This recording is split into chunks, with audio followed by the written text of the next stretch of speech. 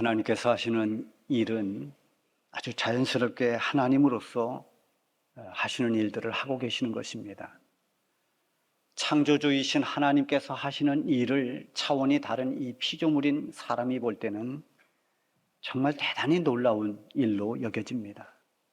이 우주의 신비, 또 사람의 인체에 있는 그 신비한 모든 그 조직과 기능들, 이건 도무지 사람이 만들어낼 수 없는, 어느 누구도 이것은 만들 수가 없는, 오직 창조주만이 할 수 있는 그런 일이라는 그런 경이로움을 느끼게 됩니다. 하나님의 아들이신 예수님이 이 세상에 오셔서 행하셨던 일들 가운데 복음을 전하고 병자들을 고쳐주고 또 천국을 전파하고 이런 여러 가지 일들을 했습니다마는, 세상에서는 도무지 치료할 수 없는 불치의 병이라고 생각하는 그 병을 고쳐주실 때 사람들은 기적이 일어났다 이렇게 말합니다. 죽었던 과부의 아들이 살아나고 나사로가 살아나는 이런 일들은 도무지 경험해 보지 못했던 일들이기 때문에 기적이 일어났다라고 그렇게 말합니다. 이런 놀랄 만한 일들이 많이 일어났습니다. 또 특별히 자연현상도 마찬가지입니다. 풍랑이 일던 갈릴리 호수에 예수님께서 바람아 잠잠하라 할 때 바람이 잦아들고 파도가 가라앉는 이런 일들, 저분이 하나님의 아들이시구나.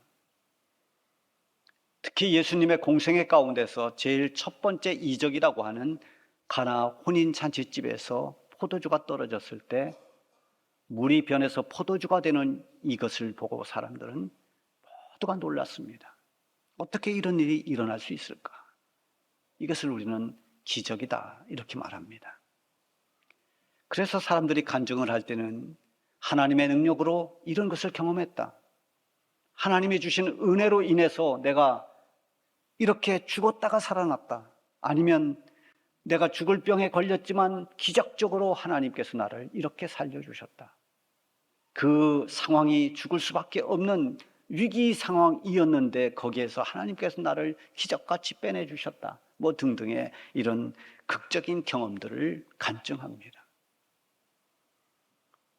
그러나 가만히 우리가 생각해 보면 이런 어떤 현상적으로 나타나는 극적인 그런 기적도 기적이지만은 눈에 보이지 않는 기적들, 전혀 믿음이라고 없던 사람이 예수님을 나의 구주라고 부르는 바로 저와 여러분 같은 크리스찬들, 어떻게 한 번도 우리가 보지 못했고 경험하지 못했던 2000년이 넘는 그 시대에 이 땅에 오셔서 십자가를 지시고 죽으신 예수님을 나의 구주라고 고백할 수 있는가? 이건 아무리 설명해 보려고 해도, 아무리 합리적으로 풀어보려고 해도 할 수 없는 신비한 일입니다. 또 우리가 예수님을 믿게 된다는 것, 그리고 예수님을 믿음으로 말미암아서 우리의 삶의 변화가 일어난다는 것, 이것은 정말 설명하기 힘든 기적 중에 기적이라고 할 수가 있습니다. 예수님을 믿고 진정한 믿음의 사람이 되면은 힘으로도 안 되고 능으로도 안 되는 그런 놀라운 변화가 일어납니다. 이 변화는 이 속으로부터 나오는 내적인 영적인 변화입니다. 물론 외적인 변화들도 많이 일어납니다. 제가 이번에 헝가리에 갔다가 우리 같이 군대 생활했던 박안주 선교사님 만났는데 차 안에서 그런 고백을 했어요. 연 목사님, 사실은 제가 처음 군종 처음부터 했던 게 아닙니다. 저는 사단 본부대 행정병이었는데 군종 목사님이 와서 주보를 매일 해달라고 했다는 거예요. 그래서 그 주보를 매주 하다 보니까 이 군종 목사님 눈에 쏙 들어온 겁니다. 워낙 글씨도 잘 쓰고 또 이렇게 행정적인 걸 참 잘해요. 꼼꼼해서. 그래서 어느 날 너 한번 군종 해보지 않을래? 해가지고 생각지도 못했던 군종을 하게 됐다는 겁니다. 그 과정에 있었던 일들도 말했습니다만 어쨌든 그렇게 해서 군종이 됐는데, 사실은 그때까지 자기가 담배를 못 끊고 몰래 이렇게 군종하면서도 담배를 피웠다는 겁니다. 그러면서 연 목사님 만났을 때는 제가 끊었을 때입니다. 저보다 더 고참이었었거든요. 자, 근데 군종을 하면서 담배를 피우려니까 이 양심의 가책이 돼서 도무지 그 일을 못하겠더라는 거예요. 그래서 목사님을 찾아갔답니다. 목사님, 저 군종 못하겠습니다. 아니 왜? 너 성실하고 참 잘하는데 왜 군종 못하겠느냐? 사실은 제가 담배를 아직 못 끊었습니다. 이게 담배 피우면서 도무지 내가 이 군종 못하겠습니다. 그랬더니 그 목사님이 웃으면서 그러더랍니다. 그래, 그러면 계속 담배 피워. 그런데 네가 정말 양심의 가책이 되면 하나님 앞에 기도해라. 이 담배 끊게 해달라고. 그래서 정말 순수하게 하나님 앞에 기도했답니다. 하나님, 내가 군종을 해야 되는데 이 뒤에서 몰래 담배 피우는 거 덕이 안 됩니다. 담배 끊게 해주세요 라고 기도했는데 어느 날 담배를 피려고 탁 입에 대니까 그렇게 역겨울 수가 없더라는 거예요. 그렇게 맛있던 담배가 맛있는가요? 크게 그렇게 역겹고 받지를 않더라는 거예요. 그래서 끊었답니다. 자, 그러니까 예수님을 믿고 어떤 술, 담배를 끊는다든지 도박을 끊는다든지 이런 외적 변화도 많이 있습니다. 그러나 정말 더 중요한 것은 내적인 변화입니다. 살아가는 삶의 목적이 달라집니다. 지금까지 살아오면서 무엇이 중요한가, 무엇이 가치 있는가 이것을 보는 가치관이 또 바뀝니다. 모든 일을 대하는 자세가 진정한 크리스찬이 되면 정말 바뀝니다. 변화됩니다. 우리 가운데 예수님이 없다면, 예수님을 믿는 믿음이 없다고 한다면 생각할 수 없는 그런 생각을 한다는 것이 변화입니다. 이 변화야말로 예수님 때문에 가져온 기적이라고 할 수 있습니다. 예수 믿는 사람들은 인생을 보는 눈이 다르게 봅니다. 예수님 없을 때, 믿음 없이 그렇게 살 때에는 내 인생은 다 내 손 안에 있다고 생각합니다. 내 능력과 내 재주와 내 힘을 가지고 내 인생을 개척해 나가는 것이다. 그 이상이 없습니다. 그래서 내 인생은 나의 것입니다. 그러나 그리스도인이 되고 나면은 내 인생을 내가 살아가고 있지만 내 인생을 보이지 않는 손길로 인도해 주시는 분이 나의 하나님이라는 것을 믿게 됩니다. 내 인생을 지금 내가 살아가고 있지만 하나님께서 내 멋대로 살도록 나를 그냥 내버려 두지 아니하시고 나를 간섭하고 나를 이끌어 주신다는 이 믿음을 갖게 되는 것입니다. 좀 신학 사상에 보면 디즘이라고 하는 이신론이라고 보통 얘기하는데 제가 이것을 자주 소개를 합니다.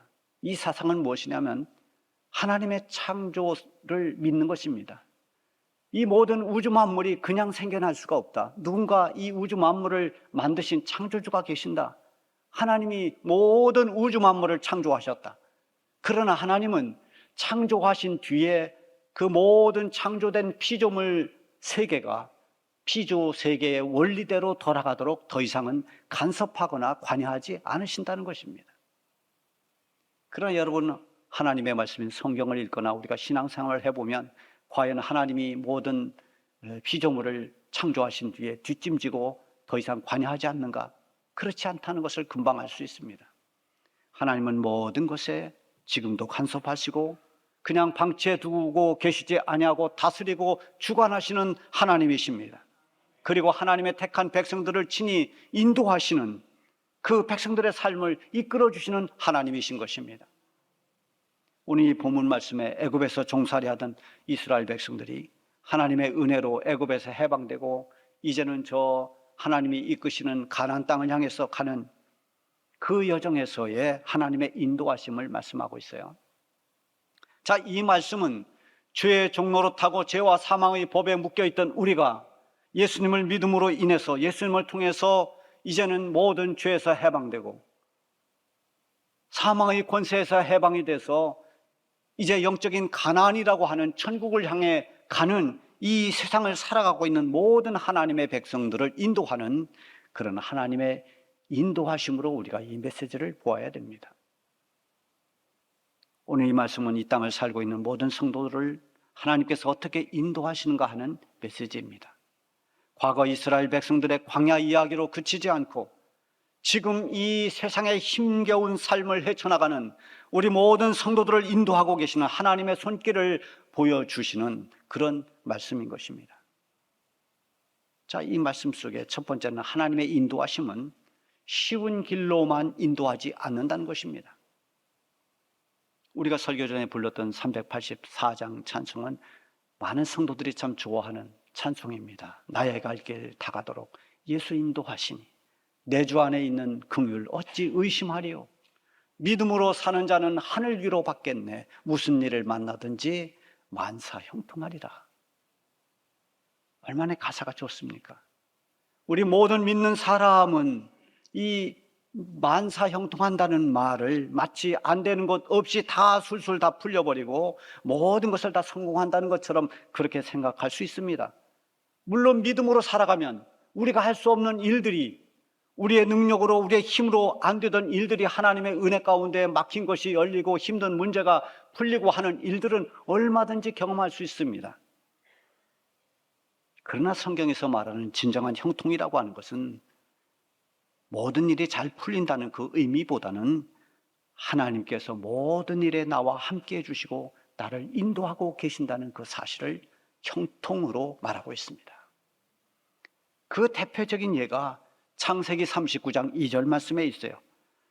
여호와께서 요셉과 함께 하심으로 그가 형통한 자가 되어 그의 주인 애굽 사람의 집에 있으니, 자 보세요. 지금 요셉의 환경이 그의 주인, 그 주인이 있다는 것입니다. 그의 아버지가 아닙니다. 그의 주인, 그러면 지금 종이란 얘기입니다. 자기 집에 있는 것이 아닙니다. 저 애굽 사람의 집에 있다고 했습니다. 지금 요셉은 보디발 친위 대장인 보디발 이 친대장의 집에서 종살이를 하고 있습니다. 부잣집 아들로 사랑받던 요셉이 어느 날 갑자기 애굽에 팔려와서 종이 됩니다. 남의 집에 종살이를 하는 그런 형편이 됐습니다. 세상적인 입장에서 보면 참 얼마나 기막힌 일입니까? 실망하고 좌절에 빠질 수밖에 없는 일입니다. 그런데 요셉을 형통한 자다, 그렇게 말하고 있습니다. 그 이유는 아주 분명합니다. 하나님이 그와 함께 하고 계시기 때문입니다. 어떤 상황에서도 성도들의 형통이라고 하는 것은 하나님께서 나를 인도하고 하나님이 함께 해주시는 것입니다. 그것이 우리에게 형통이요, 그것이 우리에게 복인 것입니다. 감리교를 창시한 요한 웨슬리 목사님이 마지막 숨을 거두실 때, 임종할 때 몇 번 반복해서 하신 말씀이 있어요. 무엇보다도 가장 좋았던 것은 하나님이 우리와 함께 해주신다는 것이다. 이 세상을 살아보니 살아오는 동안 좋은 일들 많이 있었지만 그 가운데에서도 베스트가 뭐냐? God is with us. 하나님이 우리와 함께한다. 이것이 최상이었다는 것입니다. 살아보니 어떤 좋은 것보다도 하나님이 우리와 함께 해주신다는 이거보다 더 큰 은혜가 없고 이거보다 좋은 복이 없었다는 거죠. 아무리 험하고 먼 길을 간다 할지라도 하나님께서 인도하시고 하나님이 함께 하시는 그 길이 복되고 형통한 길인 것입니다. 다윗은 고백했습니다. 내가 사망의 음침한 골짜기로 다닐지라도 해를 두려워하지 않을 것은 주께서 나와 함께 하심이라. 주와 함께 하는 것, 푸른 초장으로 인도하든 쉴만한 물가로 인도하든 아니면 사망의 음침한 골짜기, 정말 원치 않는 그런 위험한 골짜기를 지난다 하더라도, 그곳으로 인도함을 받는다 하더라도 내가 부족할 것이 아무것도 없고 만족하는 것은 주님이 나와 함께 해주시기 때문이다 라고 고백한 것입니다. 오늘 이 17절에 보면 바로가 백성을 보낸 후에 땅의 길이 가까울지라도 하나님이 그들을 그 길로 인도하지 아니하셨으니, 자, 가나안으로 가는 가장 빠른 지름길은 블레셋을 지나서 가는 그 길입니다. 그런데 하나님께서 그 길로 인도하지 않으셨습니다. 하나님께서 그 이유를 말씀하시기를 이 백성이 전쟁을 하게 되면 마음을 돌이켜서 애굽으로 돌아갈까 합니다, 이렇게 말씀하세요. 빨리 간다고 해서 지름길이라고 해서 다 좋은 길이 아닙니다. 그 길로 가면 전쟁을 피할 수가 없습니다. 그 길을 보통 블레셋 길이라고 말해요. 근데 당시에 블레셋은 이 도시 국가들이 서로 동맹을 해서 이룬 굉장히 강한 군대입니다. 강한 나라입니다. 이제 종살이에서 겨우 나와서 행진하고 있는 이스라엘 백성들이 블레셋과의 전쟁을 감당할 수가 없습니다. 그래서 하나님께서는 가까운 지름길보다 멀지만 안전한 곳으로 우회시켰습니다. 그리고 더 중요한 것은 이 전쟁이라는 환난을 당하게 되면 하나님 은혜 가운데 출애굽을 했음에도 불구하고 그들의 마음이 다시 바뀌어서 나 옛날로 돌아갈래, 애굽으로 가자, 애굽으로 돌아가자 이렇게 할까 두렵다는 것입니다. 하나님은 그것을 염려했습니다. 여러분, 간신히 예수 믿고 교회 나와서 믿음으로 살려고 하는데 교회 오다 저 주차장에서 시비가 걸렸습니다. 아이고, 나 교회 안 다녀. 다시 돌아갑니다. 또 교회를 다니면서 뭔가 은혜 받고 복을 받을 줄 알았는데 집에 우환이 생깁니다. 이거 내가 교회 다녀서 이런가? 다시 또 옛날로 돌아갑니다. 이게 제일 안타까운 것입니다. 무엇이 중요한지를 몰라서 과거로 돌아가는 것입니다. 하나님은 어떠한 이유로든 애굽으로 돌아가는 것, 우리의 과거로, 하나님을 믿기 이전의 과거로 돌아가는 것을 하나님은 원치를 않습니다. 하나님께서 먼 길로 돌아가게 하시는 것은 자기 백성을 너무나 잘 아시기 때문입니다. 그들을 사랑하기 때문이었습니다. 하나님께서 그들에게 원하시는 것은 가깝고 쉬운 길이 아닙니다. 비록 멀고 힘든 길이라 할지라도 그 길을 가면서 하나님을 의지하게 만들고 하나님을 신뢰하고 하나님과 동행하는 그것을 원하는 것입니다. 여러분, 우리가 비록 세상에서 쉽게 살지만 쉽게 사는 것만이 복된 것이 아니라 힘들고 어렵게 산다 할지라도 그래서 주님을 의지할 수밖에 없고 그래서 하나님 앞에 기도할 수밖에 없고 하나님 붙잡고 하나님과 동행하며 살아간다면 그것이 형통한 삶을 살아가는 것입니다. 우리가 아무리 힘들고 어려운 삶을 살아도 주님과 함께 가는, 주님이 원하시는 그 길로 가야 됩니다. 그 길이 좁고 협착한 길이라 할지라도 영원히 사는 그 길로 가야 됩니다. 하나님은 언제나 우리를 어디로 인도하시는가? 편한 길, 넓은 길로 인도하시는 것이 아니라 생명의 길로, 구원의 길로, 영원히 잘 되는 그 길로 하나님은 인도해 주십니다. 산상수훈에 보면 예수님께서 좁은 문으로 들어가라, 좁은 길로 가라, 이 말씀이 다 그것과 같은 맥락입니다. 자, 그리고 두 번째는 하나님의 인도하심을 따라가는 길에 우리가 놓치지 말아야 할 것이 있습니다. 하나님은 이스라엘 백성들을 지름길이 아닌 광야로 돌렸습니다. 그리고 대열을 지켜서 가도록 했습니다. 지금껏 종살이하면서 종으로서의 타성에 젖었던 그 백성들이 이제는 이스라엘 공동체라는 공동체 의식을 심어주고 대열을 갖춰서 감으로 해서 어떤 공동체의 질서를 중요하게 여겼습니다. 여러분, 교회 공동체는 그 공동체 안의 질서를 귀하게 여겨야 됩니다. 그리고 공동체 의식을 가져야 됩니다. 그것은 가정이든 교회든 국가든 다 마찬가지입니다. 자, 그런데 이렇게 가는 이스라엘 백성들이 아주 특이한 것이 뭐냐면 그 길을 지도하며 이끄는 모세가 요셉의 유고를 챙겨서 가고 있는 것입니다. 자, 19절에 보면 모세가 요셉의 유고를 가졌으니 왜 출애굽 후에 가나안 땅으로 가는 그 길에 이스라엘 백성들이 요셉의 유고를 챙겨야 했을까? 오늘 이 본문에도 보면 요셉이 맹세시켰던 그 말씀을 다시 상기시키고 있습니다. 이것이 창세기 50장 25절에 보면 나와 있습니다.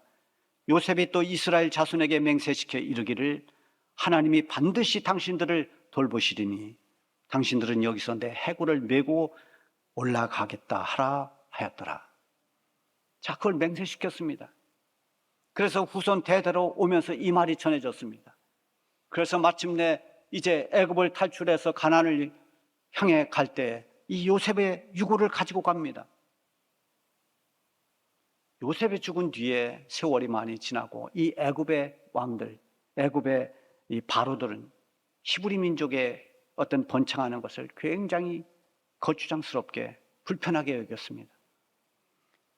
요셉의 공로를 모르는 애굽 왕들이 이제는 이 히브리 민족의 번성함을 막기 위해서 인구 소멸 정책을 씁니다. 남자아이들을 다 죽게 만듭니다.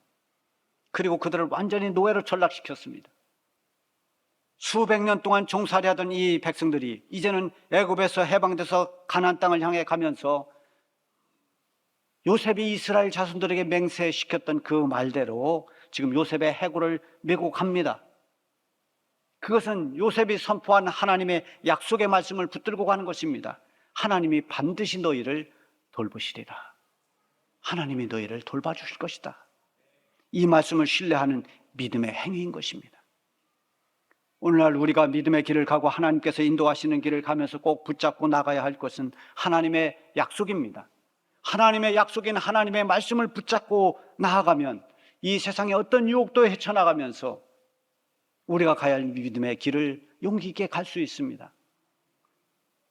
또한 모세가 요셉의 유고를 챙겨가는 것은 그의 선조인 저 요셉의 신앙 유산을 귀하게 여겼기 때문입니다. 애굽의 종으로 팔려왔으면서도 하나님을 믿고 끝까지 신실하게 하나님과 동행했던 이 그들의 선조인 요셉의 신앙, 요셉이 애굽의 총리가 되어서 지근에 시달리던 동족을 살려냈던 그런 위대한 역사를 잊지 않고 요셉이 보였던 그 신앙의 유산을 잘 물려받기 위해서 지금 요셉의 유고를 챙겨서 가나안 길로 가고 있는 것입니다. 우리도 가정에서 자녀들에게 무엇을 물려줘야 할 것인가? 재산을 물려줘서 얼마나 자손들이 잘 될 것인가? 정말 우리가 물려줘야 할 것은 복된 신앙의 유산을 물려줘야 됩니다. 가정도 마찬가지고 교회도 마찬가지입니다. 지금 우리 세대에 우리가 하나님 앞에 온전한 믿음으로 살아가고 이 복잡하고 어지러운 세상 가운데서도 하나님을 경외하며 하나님으로부터 많은 은혜를 받으면서 아름다운 신앙의 흔적들을 남길 때 우리의 후대들이 이 아름다운 신앙 유산을 통해서 점점 더 우리 교회가 교회다운 교회로 그렇게 굳게 서 나갈 것입니다. 세 번째는 하나님의 인도하심은 밤낮 없이 계속되고 있다는 것입니다. 21절, 22절 말씀에 보면 여호와께서 그들 앞에서 가시며 낮에는 구름 기둥으로 그들의 길을 인도하시고 밤에는 불기둥을 그들에게 비추사 낮이나 밤이나 진행하게 하시니 낮에는 구름 기둥, 밤에는 불기둥이 백성 앞에서 떠나지 아니하니라. 하나님께서 가까울지라도 블레셋 길로 인도하지 않고 광야로 인도했습니다. 광야는 사람이 살기 어려운 곳입니다. 광야야말로 정말 거칠고 척박한 땅입니다. 뜨거운 햇볕을 가릴 수 있는 숲도 없습니다. 더워진 몸을 식힐 만한 어떤 개울이나 강 같은 것도 없습니다. 더군다나 이스라엘 백성들이 한꺼번에 쉴 수 있을 만한 그늘진 곳이 없습니다. 그곳에서 하나님은 자기 백성들에게 구름 기둥으로 해를 가려주시고 밤에는 그 추위를 불기둥으로 보호해 주십니다. 그리고 이 구름 기둥과 불기둥은 하나님의 보이지 않는 안내의 손길이었습니다. 21절에 보면 낮이나 밤이나 진행하게 하시니 낮이 됐든 밤이 됐든 그들이 움직일 수 있게 된 것은 이 구름 기둥, 불기둥 때문입니다.